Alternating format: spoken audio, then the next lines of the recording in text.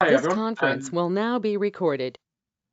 Hi everyone, and welcome to this afternoon session. First of all, hopefully you've all had a good exam period and all your exams have gone well over the last couple of weeks. I'm Andy Cooper. I'm a employer engagement executive here in the careers and placements team at Aston. So working a bit more behind the scenes than some of the student-facing teams that you may be aware of and have worked with in the last few years. So I work with various organisations to try and source opportunities in collaboration with Aston for our students and yourselves as our graduates. Joined today by Dan Hawes, who is the co-founder and marketing director of the Graduate Recruitment Bureau. So he's here to give us a bit of an overview of the graduate recruitment market at the moment, obviously in a bit of a challenging period, as we all know right now.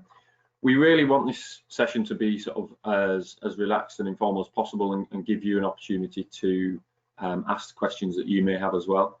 So we've got a few discussion points lined up at the moment already. But if you can see as well on the right hand side, you should be able to find a chat function.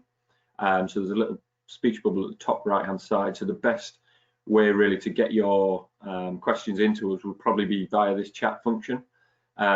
I can see at the moment most of the microphones are turned off and everything, which is probably for the best in terms of feedback that we might get through the video channel and everything. So if you do have questions throughout the session, please pop them in the chat function and we'll come to those as we progress through our discussion and can address those as they come in from there. So first of all, Dan, welcome and thanks so much for agreeing to host a session with us as part of our VE Fest in these couple of weeks. How are things at GRB? Thanks, Andy. Yes, delighted to be here. We've been up to ASTON University many times over the years for career fairs, fresh fairs, and other events. So to be able to reach Aston students today online is great. I see we've got about 40 people in attendance. So I'm looking forward to helping everyone as much as possible in the next 20 minutes. And there will be the opportunity to ask questions at the end, which Andy will pick out. And between us, we'll try and answer them as best as possible. So in answer to your question, Andy, how's things going? Well, in the last 23 years, we haven't faced anything like this before. We've been through downturns, we've had financial crises, we've had 9/11, we've had various other things that have challenged the business, but nothing of this magnitude. And I'm here to offer as much positivity as possible to all the Aston University students out there, and to say that there is a silver lining. There are jobs out there, but they are very, very hard to find right now. A lot of the big name recruiters with schemes have either honoured the offers that they've made to those that were applying early on this year, but the majority have now put things on hold. They're having a wait and see approach. And as far as we know, most industries are suffering, some more than others. Obviously, retail, hospitality, leisure, tourism, aviation are really badly affected by what's happening. And we're in a recession, that's the fact of the matter. But there are companies that have had surges in activity and do need graduates. So we're working with lots of students and graduates right now. Our team are all working remotely. I've come into the office today. Normally there would be 65 people here. It's just me, one of the consultants is on the other floor, and there's the IT guy here. So it's very unusual, but everyone is working behind the scenes from home, dealing with students and graduates who are very concerned, understandably right now, in taking the first steps with their career.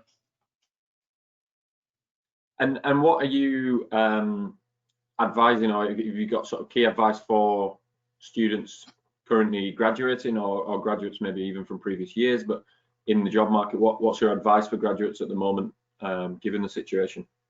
Sure. Well, we've always advised students and graduates to do your research. So now more than ever, you have to dig around and look for opportunities, because there are about 500,000 graduates about to enter the jobs market and pay off the huge amount of debt that they've accumulated. So competition is very, very fierce. So the first thing is to research the market, have a look for certain areas that are recruiting. So we all know healthcare and medical sectors are recruiting in huge numbers, and it might not be a graduate level role. You might have to take a different role just to get that experience. But there are other sectors that we're dealing with that are taking on students and graduates. So for instance, fintech are taking on students and graduates. We're noticing various technical consultancies, cybersecurity, data analytical type roles, all requiring kind of numerical skill sets really, but this is what's in demand right now. So for certain types of graduates, namely those that have done STEM degrees, they are still in demand right now. That's not to say that other graduates cannot find opportunities. You just have to be a little bit more creative, do some research, find out where these companies are based. And I'm a big believer in sending speculative applications. So they may not actually be looking, they may not actually be advertising even, but if you introduce a compelling cover letter with a CV, they may actually create a job based on needing someone with your skill sets. So it does require being creative and selling yourself ultimately as someone that you know, can make a difference for an organization. And don't just look at the obvious big name recruiters. There are thousands of below the radar recruiters that are entrepreneurial, they're venture capital backed, they're growing, they need talent. So there are pockets within the economy that are looking for bright graduates. So you just have to, what we've said all along before is do your research for the first point, tailor your application, be it for a role specifically or sending a speculative application, and then be persistent, follow up and do your best to get your foot in the door ultimately, and then interview. And is there any other sort of areas of advice around things to be doing alongside the job search and alongside the application, speculative CVs, etc.? What else might be employers looking for in that respect? Sure. I mean, that's the first thing. You know, do apply for jobs where you can. The other thing to do is to make sure that you're still moving forward, that you're learning something, you're adding to your skill set. So inevitably, when you are asked at interview, what did you do during the lockdown? You can come back with something along the lines of you volunteered, you did a piece of contract work, you did some online learning with various courses, whatever it is, you need to demonstrate that you're moving forward. And for some, that can be a very steep learning curve, and it can be easy to get despondent, get into a negative mindset. But if you take small steps and build your CV, you'll feel that momentum grow. And ultimately, if you don't find work straight away, that's the alternative, to keep moving forward, build your skill set, and you know, don't lose sight of your goals. Now, the alternative, of course, well, you could leave the country and try your luck in another country, although Brexit hasn't made that as straightforward with all the paperwork, but that is one option. You could leave the country. I mean, we're placing actually graduates in China now. Because the situation there is far ahead of where we are, it's actually a safer environment to be working in. So we're working with companies who are looking for graduates to teach English over there, as a matter of fact. So, you know, you may want to move in countries that are ahead of this curve right now. That's not always practical, obviously, but what many graduates that we are speaking to are considering is staying at university and doing a postgraduate course. Now, that comes at a cost. it is time out of the jobs market, but many graduates are seriously thinking that this is probably the best option that they have to stay at university and get a postgraduate qualification. So you could also start looking into that. That feeds in quite nicely actually to one of the first questions we've had as well from the group. How do you think the education sector will be impacted? Well, we have already seen how some universities have now said all the lectures are going to be online. So Cambridge University made the BBC News headlines because they're actually doing it for the whole of next year rather than just the first term. So that presents challenges because there's an extremely high drop-off rate for online courses because you have a lot less support.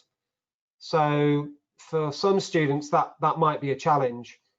Also, graduating, this may not happen in person over the summer. So that may be a bit strange, having a graduation virtually. But it is affecting universities right across the country. And, most of the courses are actually being taught online already. So it's a period of adjustment. And in terms of the education, I guess, lower down the chain in terms of people maybe wanting to go into teaching roles, is that something that you know of what effects might be around that? Yeah, I mean, we're speaking to a lot of students who see it as a safer option. They've had a chance to reflect, and maybe they thought, I don't really want to work for a startup or an entrepreneurial firm. Maybe it's too risky. So they'd rather work for a Big Four accountancy firm or in the public sector, something with more security. So if this were to happen again, they wouldn't be so exposed. So I think quite a few graduates will become risk averse and they may revert to more traditional, safer careers as a result of this COVID situation. Another question we've had come in relation to, you mentioned speculative CVs as a potential to get in touch with employers. What would your advice be when reaching out to someone or a company who aren't looking specifically, and how would you get their attention, giving you the best chance of a reply? That's a really good question, and lots of graduates shy away from this approach because they're not entirely sure how to present themselves when there's not actually a job being advertised. So this is about selling your skill set. Now, what you want to do is look at the firm, look at the projects that they're working on, hoover up as much information as you can, and try and figure out where you could see yourself adding value. And in your covering letter, you really need to cover maybe 3 key points about your skills that could make a difference to that organization. It could be you find out they've got a new product that they're going to launch. They might need sales or BD people or marketing people, or they've just landed a new tender or a new project. So they might need someone with very specific skills related to that if it's a very technically based project. So really have a think about what the company do and what they're trying to achieve, because you could present yourself with having the ultimate skill set. And bear in mind, at graduate level, your salary will be lower than an experienced person, so that's a selling point. And really think about how you present yourself on your covering letter, back that up with evidence on your CV, send an email, send a letter, but always follow up with the most senior person possible. So it could be the head of internal recruitment, HR, an internal talent advisor. There's various different job titles, and maybe have a look on LinkedIn as well to give you a better understanding of who the best person would be to send your first communication to. But I've seen it happen so many times. Thousands of jobs aren't advertised. I mean, we're a recruitment agency. We're able to dig around and find these below the radar jobs, as well as with the big name obvious recruiters who do advertise widely, because the job market is so diverse, so big, and it's very hard to make that first step. So sending a speculative application can work. I've seen it happen, but it does require a lot of homework to make sure that you're not wasting your time and you get the attention of the decision maker. And you touched upon it briefly in your first sort of answer. Is the differences you're seeing in sectors within the marketplace for graduates, and in terms of for those sort of speculative applications, would this be something you think affected by the sector, whether they'd be more open to that or not, or size of business? I mean, obviously, you don't look for firms that are making redundancies. So, holiday firms or airlines. Every day in the FT, there's huge firms based in aviation, tourism, leisure, hospitality, retail, not all, and some sectors in FMCG. So obviously they're not going to be hiring as much. So you need to look at the areas that will be doing pretty well and are having a surge in activity right now. So we're dealing with some very large online retailers, and online retail is booming right now. People are shopping from home. Any in-house delivery service, things along those lines need people. Now the trick is obviously to find a well-paid job, a graduate level job. You don't ideally want to be working at a lower level, but if you approach those particular sectors, they're probably the ones that are going to be more receptive to a graduate that can bring a certain skill set that's going to make a difference right now. That's what they want. They don't want to have to think about training someone up over 6 months. They want someone who can bring a skill set that can make a difference right now. Fantastic. And just in terms of the Graduate Recruitment Bureau as a whole as well, and what you do, is there any advice in terms of getting involved and getting registered with yourself as a service, and what you do with companies? Sure. So, we've been going for 23 years. We're based in Brighton, but we operate nationally. We have around 1,800 clients. Big companies like Post Office, Ocado, Capgemini. We've worked with most of them. And also these below the radar firms, fast growing SMEs. They are venture capital backed, they're growing, they need talent. So a very broad range across all sectors. And we've probably placed over 8,000 graduates into graduate level work in that time. The majority are STEM graduates, but also beyond that, we do place graduates who've done economics, business, geography, history, psychology, so a very broad range. Our service is free because recruiters pay us to find these graduates. Registration is very easy. On our website, you can fill in a very short form, add your CV. That'll be immediately distributed to all our consultants, and they'll start matching you up with suitable jobs, contacting you by phone. And in the meantime, you can visit our website. You can get job alerts as they come in, it's another way to reach companies that we have very strong relationships with that you may not have the opportunity to do otherwise. They're all graduate level. They're either training schemes or direct entry. All jobs require a degree with us. We're helping lots of students and graduates who are understandably very anxious, very concerned about taking those first steps in their career. So we're not dealing with as many companies as we normally would, but we are placing graduates into a variety of different roles right now.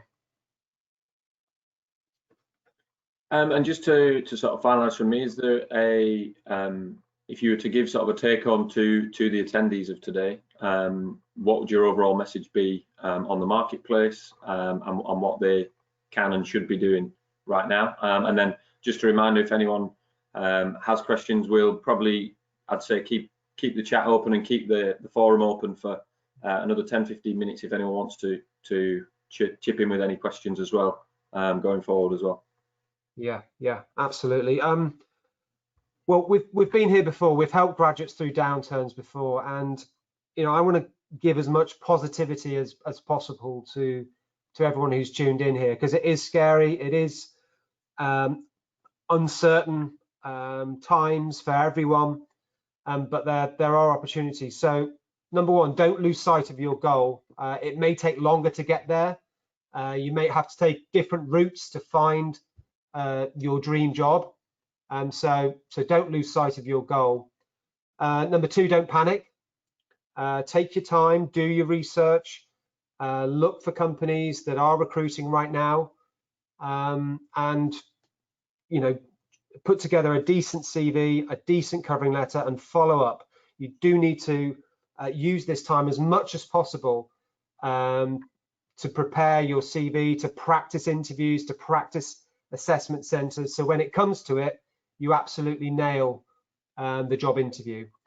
And finally, if the jobs aren't out there, or you want to take a completely different approach, then there are options. You don't have to go into the job market straight away. Take some time out, or stay at university, which I said some graduates are starting to think about a little bit more. Maybe it's an opportunity to study something different. So there's some general advice there, but overall, use this time creatively as much as possible to build your CV. Don't sit back and see it as a holiday or a chance to do nothing. You still need to be aware that there are about 500,000 graduates about to enter the job market. So you do need to keep ahead of the game and keep learning, keep moving forward. Fantastic, thanks, Dan. And I would add to that as well, from an ASTON perspective, that there is, of course, support available from our careers and placement team for a number of years after your graduation. So do be in touch with, obviously there's a number of sessions over the next couple of weeks that hopefully will support you in that, but then from there as well, do be in touch with the careers and placement teams to continue to gain that support from us as well at ASTON. As I said, I will remain around, myself and Dan. If there are any questions that you would like to add into the chat box, feel free to post them and we'll pick them up and come back to them. We'll stay till sort of just after 1 o'clock. If you happy with everything you're seeing and you'd like to sign off, then please feel free. But if there is anything that you wanted to ask myself or Dan, please do feel free to pop a question in the chat box and we can keep this forum open for the next 5 or 10 minutes. Thank you.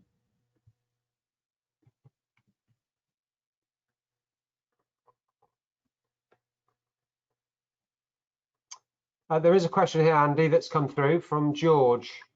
Oh, okay. He's saying, what are the best online courses to carry out at this time? Well,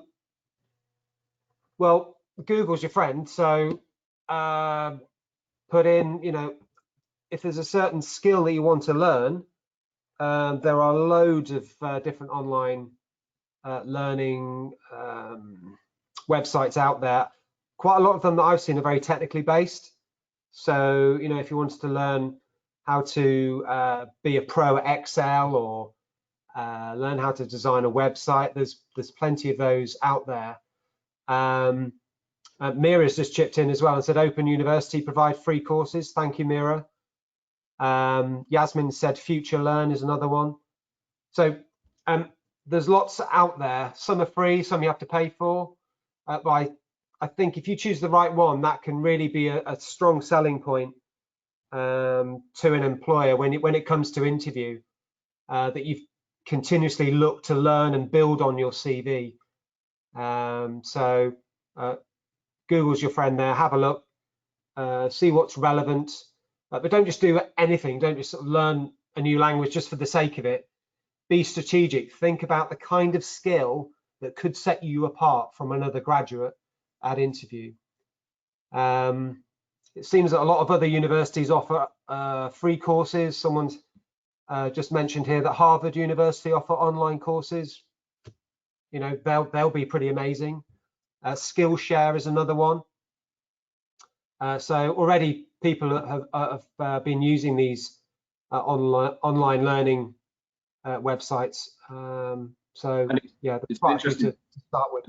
An interesting point you made, which will be the inevitable question in those interviews in coming weeks and months, of what did you do during this period? And I think very important to sort of plan that answer, but also plan things that will be able to feed into that answer. So things like online courses and gaining further skills post graduation when we are in this period will be vital. Absolutely. You know, I know we can't walk the streets as freely as we would like to, and finding part-time jobs can be tricky, but there may be opportunities to volunteer. I mean, I know local councils are looking for volunteers to help with you know, deliveries for vulnerable people, or chatting to isolated individuals online. Things like this are possible. So there are various volunteering sites you could look into as well. But anything you can pick up, contract work, part-time work, just to keep moving forward. We've had a question here again. Sorry, the names don't pop up on mine, so they're all anonymized. But what do you do when a company says on their website they take grads, but there are no obvious apply here areas on their website? Yeah, I can see that's come from Yasmin. Thank you for your question, Yasmin. That's unusual that if they're taking on graduates and they don't have an apply here section. I would go on LinkedIn, find out who the recruitment person is, and find them directly. I mean, you've mentioned a company in the defense sector, and I can see why some companies like that have slightly different application processes, because there is various legal criteria. So if you can, go on LinkedIn, try and find who the recruiter is. There may be a helpline, there might be a phone number, but if they are looking for graduates, they want you to apply. So you might have to dig around within the website. It might not be immediately obvious. But if anyone's got any experience of that, please do add into the comments. I hope that's helped, Yasmin.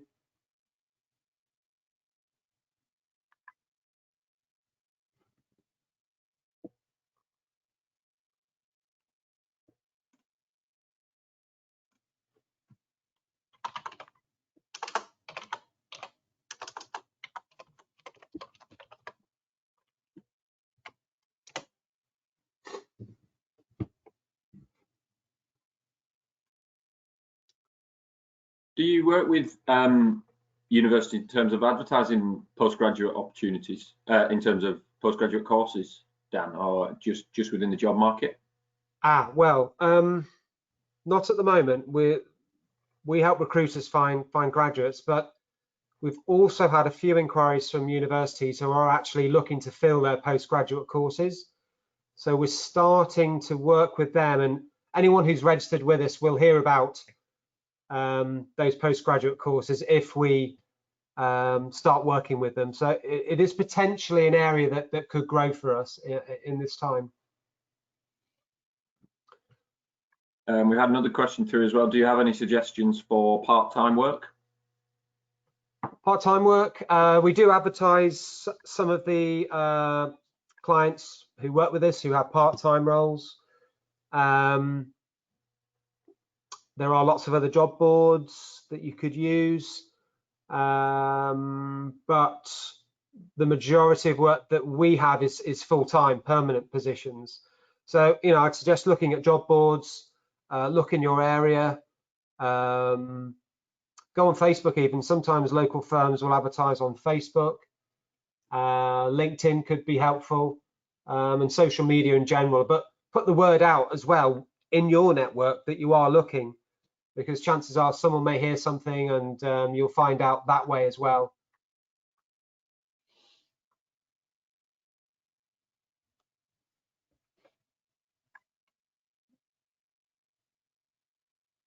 We've got a question here from Sunil. Thank you for your question.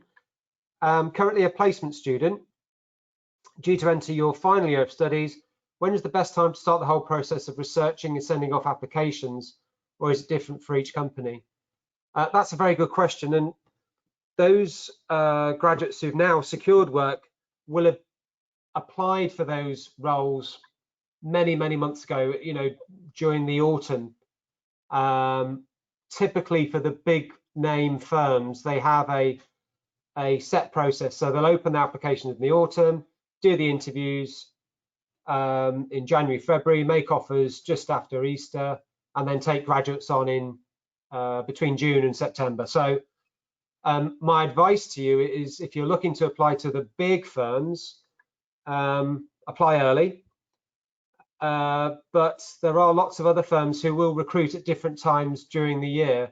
So I would say this whole episode has made students realize that they do need to apply early, because many who haven't are now scrambling for work if they haven't been able to find jobs right now. It can be very tricky. So we always say apply as early as possible.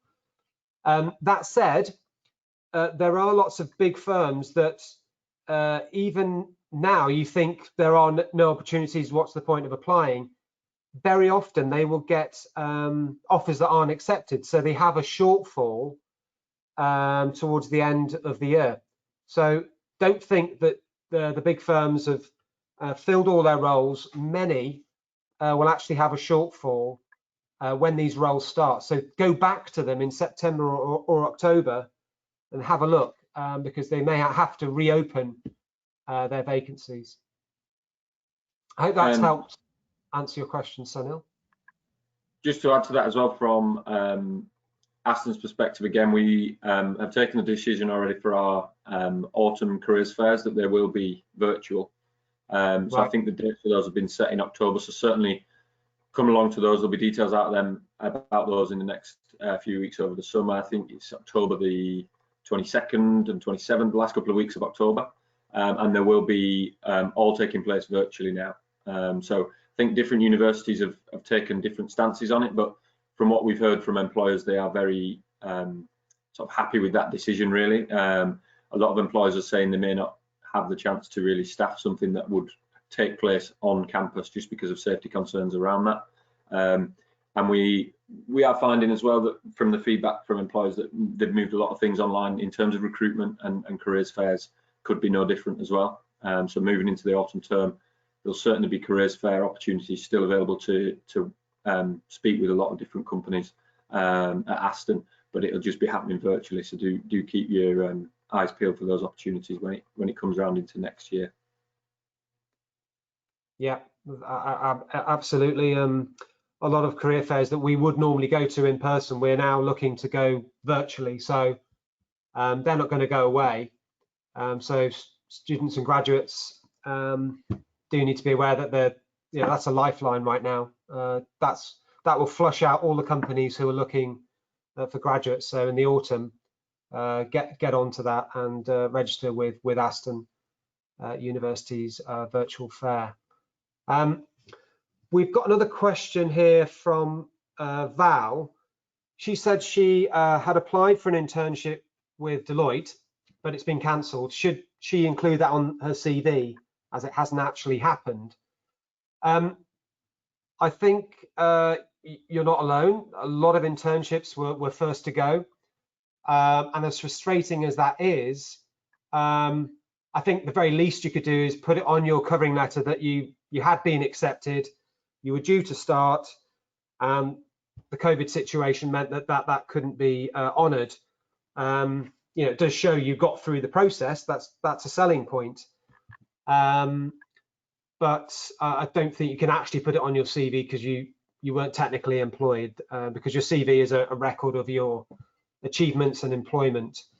So I think the covering letter would be a good space for that. Just to mention on that as well, and I'm sure this is something that you have been told by the employer Deloitte at this point, but we have heard of companies as well who maybe fast track applicants for the likes of internships to a later stage, maybe in the recruitment process for graduate roles. So it's worth inquiring with the recruitment team at Deloitte, obviously when they've communicated that to you, what impact that might be able to have in terms of you being fast-tracked for graduate opportunities there as well, or how that might have an impact on that. It might be a positive in terms of the graduate opportunity that might be available. Had another question in here as well. How much does your current location affect your likelihood of getting a job? I live in a rural county, hoping to get a grad job in a bigger city. Well, we help students who are all over the UK. I mean, a lot of graduates want to work in London, but there are employers, in big cities all over the UK. The fact that you're based in the country shouldn't really matter. I mean, there may now be the opportunity to do this role remotely. A study came out recently that showed about 55% of jobs could actually be done remotely. So there may be the opportunity with the employer, maybe after you've had training, to actually work remotely. So just ask the question. But a lot of jobs do congregate around London and the southeast, so you might have to relocate. I know that can be very expensive and impractical. But look for the nearest city, the nearest town to you that you'd be prepared to commute, and that there will be opportunities there. So I don't think it should restrict you, but you do need to keep an open mind right now and look at opportunities, not just in this country even, but abroad as well, if you can. Yeah, and touching upon that as well, we have had correspondence with a lot of companies as well from ASTON where their graduates may be able to start even online as well. So where they would usually obviously be required to go to the headquarters, go to whatever office space there may be. There are a lot of sort of virtual starting points happening either in the summer or maybe in September. But that might be something, as you say, that could develop more as companies start to realise the need for maybe working from home more in longer term as well.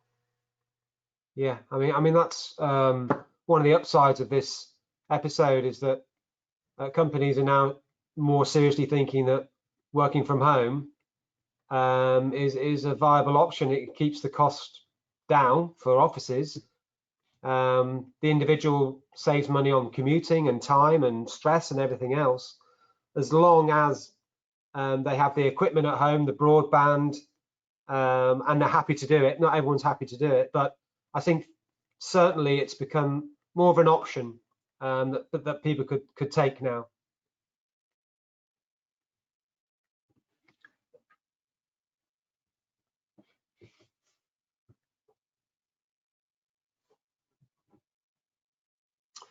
Someone's come in with a question just now, Dylan. Thank you for your question. You've asked, are we aware of any current opportunities for psychology graduates? The best way to do it is visit our website. You can search on jobs by degree type.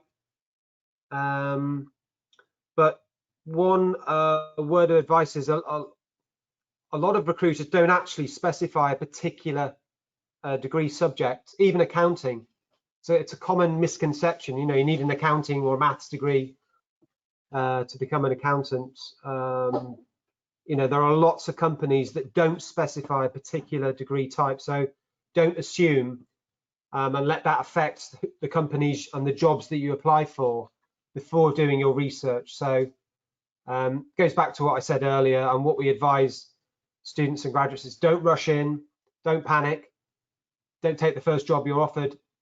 Do your research first of all, then tailor your CV, and then apply for a job. Do it one by one, and you'll be surprised that there are companies looking for graduates right now. Not as many as we would like, but you have to be a little bit more creative and go the extra mile right now to get noticed and get your foot in the door.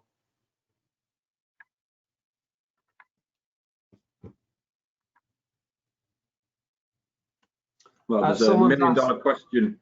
yeah, Million-dollar question just come through. How long will the downturn last?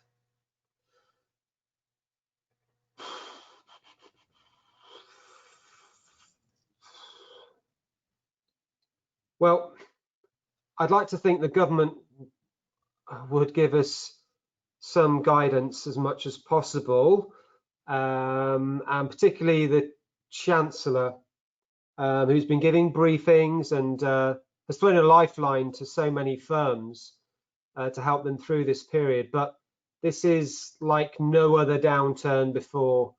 This is a recession. The last recession in 2008, it took about 18 months before things returned to what it was like before. People are projecting various different bounce backs, a V-shaped, a wheelbarrow shaped, a U-shape. I can only go on our experience and know that certain industries will take a lot longer to come back. Others are seeing an upsurge in activity. So on balance, you know, it's going to take at least another year before things get back to some semblance of normality. You know, the government have bailed lots of companies out. That will have to be passed on in the form of taxes, I imagine. But the big trigger is consumer confidence. So if people start spending money, creates employment, and then everything else will take care of itself. So confidence needs to come back, and who knows, it will take time. Businesses are slowly getting back to normal as much as possible, but it's very hard to know. But you know, our experience has been, you know, a year to 18 months it's taken before things have got back to normal. One of the, I guess, positives, hopefully, for this cohort in terms of graduating students is that from some of the feedback we've been hearing, particularly from larger employers and larger firms in the UK, is that the graduate schemes and the graduate roles that they look to employ hopefully won't be taking as big a hit as some other areas such as apprentices and internships. As you said, those are sort of the first to fall at the moment. The graduate market, I think firms are more hopeful that because of the long-term plans, and you touched upon the 2008 or 2009 recession there as well. Some of the lessons learned, I think, from there are that 2-3 years down the line, when we are back to a sort of recovered state, firms don't want to be regretting the fact that they don't have graduates in place that have now got 2-3 years experience and they've got a shortage in there. So particularly in terms of the larger firms, we've spoken to a number at Aston who do still intend to recruit as normal for this coming year and next year, just because of the long-term plans that graduates really do have in their sort of business plans and business models. But as you say, it's not to say that there won't be some hit to the economy. It's inevitable, and we are in that sort of recession phase. It has to be recognised. But I think the graduate market hopefully won't be as worse hit as some other areas in terms of recruitment of non-graduates, apprentices, and that sort of area. Yeah, it's a good point, Andy, actually, because in 2008-9 there were some companies who hit the headlines to saying we're stopping recruitment of graduates. This time, no one said that. No one has stopped hiring graduates. A lot have put things on hold. That's the difference. And it's all at the same time across all sectors, some worse than others, as I've explained. But you know, graduates ultimately are less expensive than an experienced hire. So even companies who making redundancies, when they come back, they may think it will be more affordable to recruit and train graduates. But certain types of graduates are still in demand. So, you know, I come back to STEM graduates, science, technology, engineering, maths are still in demand. And companies realize graduates are their future. If they cut off graduates, they're cutting off their future growth, and most companies realize that. It's just, I guess the SMEs are really struggling. You know, if their cash flow is being hit, the last thing they're thinking of is hiring anyone. They'll probably be the last ones to start recruiting. The bigger firms with the stronger balance sheets, the commitment to graduate recruitment will continue. And I think to point out as well, in terms of recruitment activities, it's worth noting for graduates on here that a lot of that will now take place for the foreseeable online as well and virtually. Like this session, it would tend to be something that we do at university, obviously on the campus, same as our careers fairs, which I mentioned in the autumn term, that have now moved virtually. And the firms that are recruiting as well will be looking to do virtual assessment centres, interviews, all those types of things that they would have held on their premises will now be virtual. So certainly one tip I would say as well is to be as tech savvy as possible and make sure you're familiar with different technologies that may need to be required.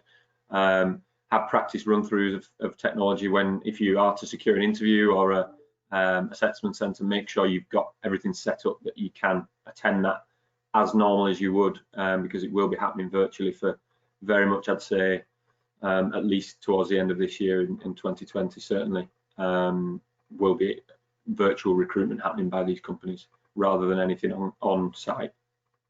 Yeah, that's great advice, Andy, because you don't want to go into a virtual interview cold, like having never practiced it before.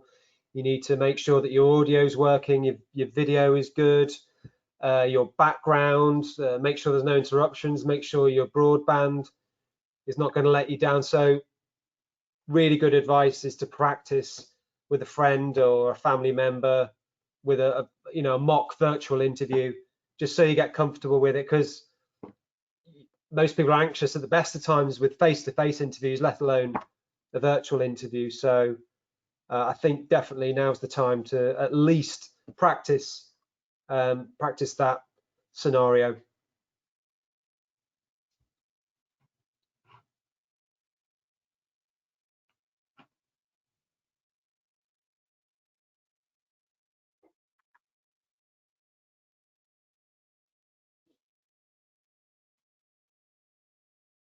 Not sure, Dan, if you have any other questions coming through your side. There's none that I can see from my chat box. There's one's just come through from Morn. Thank you for your question. You've asked, how can I explain a certain role to an employer? I did, without it being possible to go into detail of the job, company, or the clients. Well, I get you don't have to mention the company name. You could mention the sector they're in, the job title, and some of the tasks, without going into if there's certain sensitive information or projects that you were working on. But yeah, you're going to have to think how you can describe a particular job without going into too much detail, if that's your situation. But you can't ignore it. But yeah, you are going to have to plan your answer to that kind of question.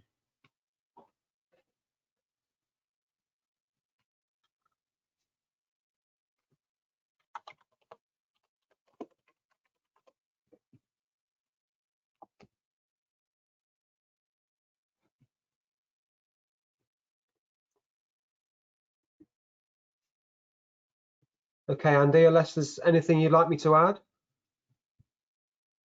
No, just making sure. Yeah, I don't think there's any more come through my side. So thank you very much for all your offering of support today, Dan. You're welcome. It's been fantastic to hear from you. Thanks for all the attendees. It's wonderful to see so many students and graduates logged on. Please do, in terms of supporting, in terms of the technology side of things, as well as obviously a number of events across the next 2 weeks as part of the Virtual Employability Festival. So do tune into those as well and sign up to as many as possible. It will help you have a run through of different technologies, get a feel for the virtual world, which will certainly be the case, as I said, for recruitment in the next few months at least. So be useful for you on that sense as well as getting all the advice and support you can get from the different sessions. Thanks again, Dan, and I hope everyone has a lovely afternoon. Thank you, Andy. Thank you for having me, and everyone stay safe, stay strong. Thank you.